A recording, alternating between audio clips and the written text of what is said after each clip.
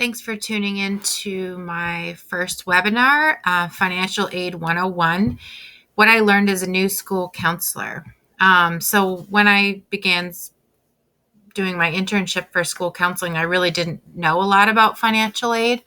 Um, it was sort of new to me. What I did know about it from my own college experience wasn't really very much.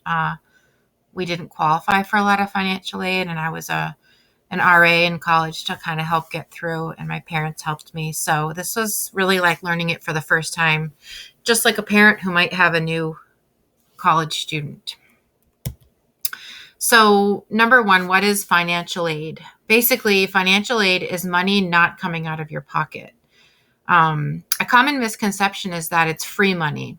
Sometimes it is, but it's not always. It's a combination of loans, grants, scholarships, and work study jobs that can help pay for college. And colleges present this as your financial aid package when it's all presented together. It can also include money from colleges that are merit-based through academics or athletic talent, or need-based. So those would be scholarships or grants, and that would be free money that you don't have to pay back versus loans. So number one, in order to get financial aid, you'll need to fill out the FAFSA. FAFSA is a word you will hear thrown around a lot. That stands for the Free Application for Federal Student Aid. It's a form that all students have to fill out in order to get any financial aid from the government to help pay for college. The other thing about the FAFSA is that you need to remember is it's not a one-time thing. You need to fill it out every year that you're applying for financial aid for college. So freshman year, sophomore year, so on and so forth. Lots of states and colleges use the FAFSA to determine which students get financial aid and how much they'll get. And it's the most important thing you can do. It's free. You don't have to pay anyone to prepare it for you. So if you go to look it up online and find a site where they're going to pay you, they're going to charge you to prepare it, don't click on that. The FAFSA is free. You can go right to the FAFSA website, which is studentaid.gov. And also you can type in FAFSA.gov. It'll bring you to the same website. It only takes about 30 minutes. And FAME Maine, which I'll get into a little bit more later, it's the Financial Aid Authority of Maine, has some checklists of things that you'll need when you're starting to fill out the FAFSA, so you can have those ready. And I'll go over those in a little bit. Some schools also require you to fill out something called the CSS profile. It's more detailed, and it's usually for pricier schools that tend to give more financial aid. So you'll want to check the requirements of the schools your student is applying to. When do I apply? The FAFSA is available on October 1st.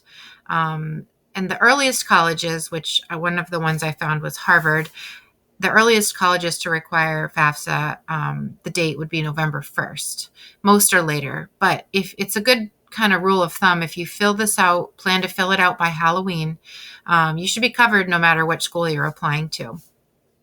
When you go to apply for the FAFSA, you want to use something they offer that you can click on called the IRS Data Retrieval Tool, and that allows the FAFSA to directly take information from your tax information. So it's from the taxes that you filed the year before you're applying to colleges.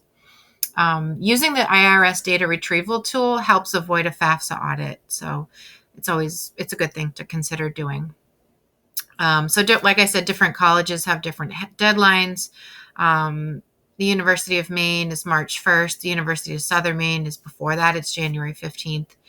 And Harvard is even before that, which is November 1st. So just make sure you check which schools you're applying to and been accepted to and what their date is for the FAFSA. So what do you need to file? You'll have to create your FSA ID. So you can do that anytime. You can do that today. You don't have to wait till October 1st. When you do create your FSA ID, you want to write down all your login information because you're going to need it later. You'll also need the same information for other children in your house who might be going to college later, and you'll be using the same login info for you. Your children will have their own information, each child, but as the parent, yours will be the same. So for the 2021 school year, you'll need your 2018 tax information. So next year, if you're watching this next year and it's 21-22 school year, you'll need the 2019 tax information, so on and so forth. You'll need bank statements, social security numbers, business and investment mortgage information, business and farm records, stocks, bonds, and other investment records. And like I said, there's a full list at Fame Maine's website. So if you just go to Google and type in Fame Maine, you'll come to their website and you can find all these forms there. So when you file the FAFSA, a number that you get as a result is called your EFC. And you'll hear this term thrown around a lot when you're talking financial aid. That means estimated family contribution. And basically, the long and short of that is what the college thinks or the government thinks you can pay out of pocket.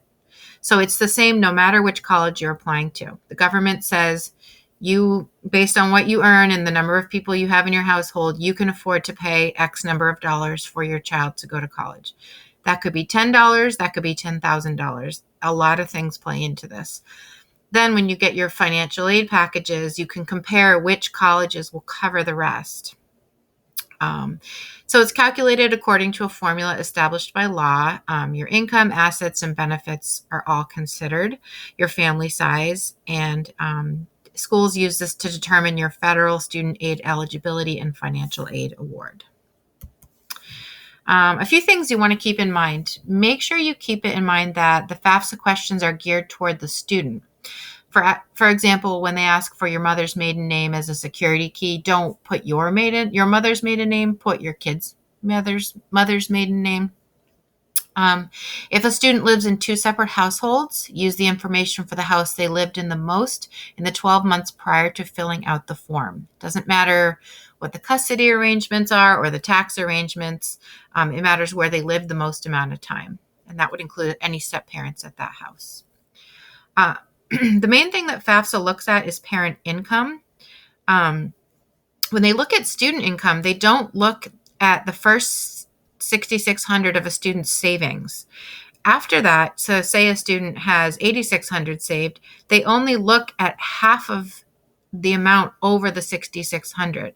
So if they have $86,000 saved, they're considering them only having $1,000 total. So this means that students should really try to save up as much money as they can for incidentals and books during the school year. When you're setting up your FSA ID, don't use your school email or your work email. Schools and workplaces change a lot. Just create a Gmail account if you don't have one. Use that because that can follow you wherever you go and you can use it to log in on any computer. So a lot of people say, oh, I could never afford this college or that college. Don't rule a school out completely based on its sticker price. So there's two different things you want to think about when looking at the price of schools. There's a sticker price and there's a net price. There's a law now that colleges have to have net price calculators on their websites. And it means you can look at schools as if they were apples to apples versus by comparing your actual out-of-pocket cost, like what's it going to cost you in the long run to attend school A versus what's it going to cost you to attend school B, what's going to cost you, not what their sticker price is. Sometimes the more expensive private colleges can offer more financial aid. More expensive colleges can afford to be more generous. For example, Bates College, and then this isn't financial aid as far as grants, but this might include loans and other things too. But Bates College tuition is $53,794. That's just tuition. Their average financial aid plan for a new freshman is $50,493. So that may be loans, that may be grants, that may be scholarships, depending on your student. It could look different where the sources are, but that's their average package. The other thing you want to consider is that room and board is not often included in that number. For example, at Bates, it's an additional $15,224. And a student could look at less expensive options for room and board and or a work study. So scholarships. Scholarships are the true free money for college. Students can and should apply for as many as they can while they're still in high school. Sometimes there's a lot of different subgroups or places a student might be able to apply for something special about them or their parents that they didn't even know they were eligible for. School counseling offices often have a lot of scholarship information. You can also go to the FAME website, and there's a place to click on a scholarship search. And there's also an organization called the Maine Community Foundation website. They also have a listing of scholarships. Those are both great resources.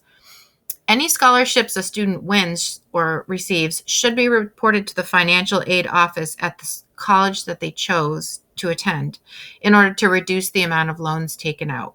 You don't want to take any extra loans that you don't need because loans have to be paid back, scholarships do not. Work study jobs. Sometimes there's some confusion about work study jobs. Basically, it's that you're guaranteed a job on campus that pays a certain amount. It's up to you to actually find that job, but that money is set aside for students to earn. So the student can apply to a specific work study job when they get to school. It's included in your financial aid award package because it's considered by the college, it's considered money already spent. But remember that you have to work before you get paid, so it's not available right up front. Don't consider it a plan towards your tuition that you need to pay before the semester starts. Think about it as money for second semester after you've already earned it. Students can use it for spending money and things like incidentals, books, things like that. But they shouldn't assume they're going to have it even if it's posted in their financial aid package. Loans. So loans are the last way we want to go. We don't want to borrow any more money than we have to. Federal direct student loans are available from the government. It's generally the best way to go. They're offered each year in increasing amounts. For example, in the freshman year, you can borrow up to $5,500, sophomore year, $6,500, and junior and senior year, you can borrow $7,500 a year. That's the loan to start with. If you don't need it, don't take it. It's not a good way to live. Better to get a job or become an RA or find another solution if you can. The rate for a fixed loan is pretty good usually. It also offers some better opportunities for repayment. There's programs like loan forgiveness programs and payback programs that you might be eligible for down the line, depending which line of work you go into or the student goes into. Private loans can offer the entire amount you need for school, which is tempting, but it's easy to get in over your head with this type of loan. The interest rates tend to be a little less predictable. So there is a list of private lenders available. The website you can see right there is loanforme.com. If you certainly do want to go that route, there's ways to get that information, but the federal loans are a little bit safer way to go. So when your student starts getting financial aid offers from colleges, you'll see them. Sometimes they'll come in the mail. Sometimes they'll come in email. Different schools do it different ways. Schools will notify you as soon as the student's been accepted and filled out all their required financial aid forms. Then they will give you your financial aid packages. The best piece of advice is find out how your school lets you know about your financial aid package and check it. Check email or the student portal or look in the mail. Some schools do it two different ways. They'll send a package in the mail and they'll send a package in email. For example, UMaine uses the Main Street Student Online Portal for their financial communication, and they'll send messages there if you need to complete a form or something, and they will not allow you to attend class if you're maybe missing something. So it's really important to check that and to do what they're asking you to do. So when you get all your offers, review them and compare them side by side. FAME in Maine has comparison tools and worksheets that you can use. And you can certainly call them and have them walk you through the process of looking through your different packages and comparing them. Some colleges will add things that aren't very good, like plus loans for parents. Just keep in mind that those aren't helping bring the cost down. They're just offering you more money. So we want to look at bringing costs down first before we're borrowing.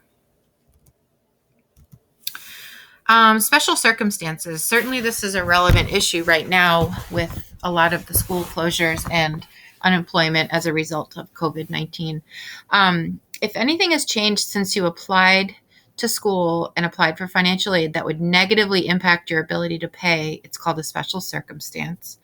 unemployment, unusual medical expenses, a parent going back to college, a divorce, a sudden loss in income. If those things happen, you want to contact the college's financial aid department and explain your situation to them. You don't need to report any increases in pay. That will become evident when you file the following year, just if you have a decrease in pay. There are some more ways for students to save. They can look at doing transfer and AP credits in high school. Some colleges have really great transfer acceptance rates. Students can start out at a community college as well and then go on to a more expensive, prestigious college for the last 2 years and technically graduate from there and spend half the money. College credits in high school. Many schools offer dual enrollment, allowing students to take college or AP classes and get transferable college credit if they get a certain grade. And the other thing you want to think about is living expenses. That's the biggest expense for college students out after tuition. Living on campus is the most expensive option. It's definitely an experience that your student may want to have or that you may want them to have. It's not to say it's a bad way to spend money, but moving off campus can be more economical, but then you get a different college experience. Students can also look at choosing smaller meal plans or possibly work in food service to get free meals. Student insurance. So students are generally charged for health insurance. If they already have coverage under you, or if they can continue their coverage under you as the parent, submit proof of that to the college and it takes the charge off the bill. I know at USM it's almost $2,000. The only exception would be is if your student is on MaineCare, they cannot use that if they're leaving the state of Maine. Books and supplies, look into secondhand books, renting textbooks, and use student discounts.